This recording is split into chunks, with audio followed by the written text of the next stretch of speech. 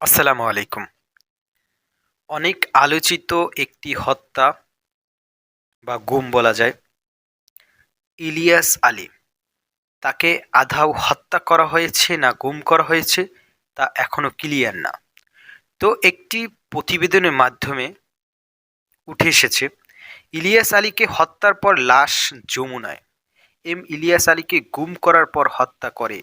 হত্যার পর খুনি চক্রান্ত ইলিয়াস আলীর লাশ যমুনা নদীতে ফেলে দেয়।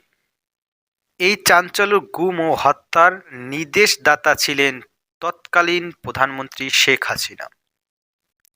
আন্তর্জাতিক অপরাধ ট্রাইব্যুনালের ১৬৪ ধারা দেওয়া স্বীকারোক্তি র্যাব সদস্য সার্জেন্ট তাবেরুল ইসলাম ইলিয়াস আলীকে অপহরণের নির্মম ঘটনার বর্ণনা দিয়েছেন এই চাঞ্চল্যকর তথ্য দেন। স্বীকারোক্তিতে আবু তাহারুল বলেন, জিয়াউল আহসানের নির্দেশে ঘটনার রাতে শেরাটন হোটেল থেকে তিনি ইলিয়াস আলীকে অনুসরণ করেন। ইলিয়াস আলী কীভাবে গুম হন?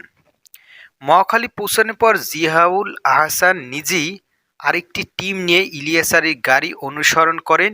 ইলিয়াস আলীর গাড়ি বনানীর ২ নম্বর সড়কের বাসার সামনে পৌঁছার আগেই বনানীর সাউথ পয়েন্ট স্কুলের সামনে থেকে তাকে তুলে নেওয়া হয়। ইলিয়াস আলীর সঙ্গে তার ড্রাইভার আনসারকেও অপহরণ করা হয়। গাড়িটি জলখাবার হোটেলের সামনের দিকে বনানীর ২ নম্বর সড়কে ঢোকার পথে এই অপহরণের ঘটনা ঘটে। ইলিয়াস আলীকে হত্যা ছাড়াও র্যাবের জিয়াউল আহসানের কিলিং ফোর্সের এক সদস্য একদিনে ১১ জন এবং আরেক সদস্য ১৩ জনকে খুন করেছিলেন। জিয়াউল আহসান তখন র্যাবের কর্মরত ছিলেন। বর্তমানে তিনি জেলে আটক রয়েছেন। শেরাটন থেকে মোটরসাইকেল অনুসরণ করেছিলেন তাহারুল। ২০১২ সালের ১৭ এপ্রিল সন্ধ্যার পর দলীয় নেতাকর্মীদের নিয়ে ইলিয়াস আলী সভা করেন। তৎকালীন শেরাটন হোটেলের সভা শেষ করে রাত ১১টায় তিনি বের হন এবং গাড়িতে করে বাসায় যাচ্ছিলেন। অপহরণের লক্ষ্যে জিয়াউলের নির্দেশে শেরাটন থেকে অনুসরণ করেছিলেন র্যাবের সদস্য সার্জেন্ট তাহিরুল ইসলাম। তাকে চিহ্নিত করেছেন আন্তর্জাতিক অপরাধ ট্রাইব্যুনাল তদন্ত টিম। তাকে তদন্ত কমিটিতে আনা হয়। ১৬৪ ধারায় তিনি স্বীকারোক্তিতে জবানবন্দি দেন।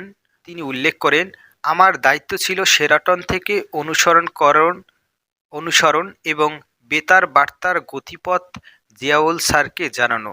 নির্দেশনা অনুযায়ী তিনি ইলিয়াস আলীর গাড়ি অনুসরণ এবং প্রতিটি মুহূর্ত গাড়ির গতিপথ জিয়াকে অবহিত করা। মহাখালী পৌঁছানোর পর ইলিয়াস আলীর গাড়ি সরাসরি অনুসরণ শুরু করেন জিয়ার টিম।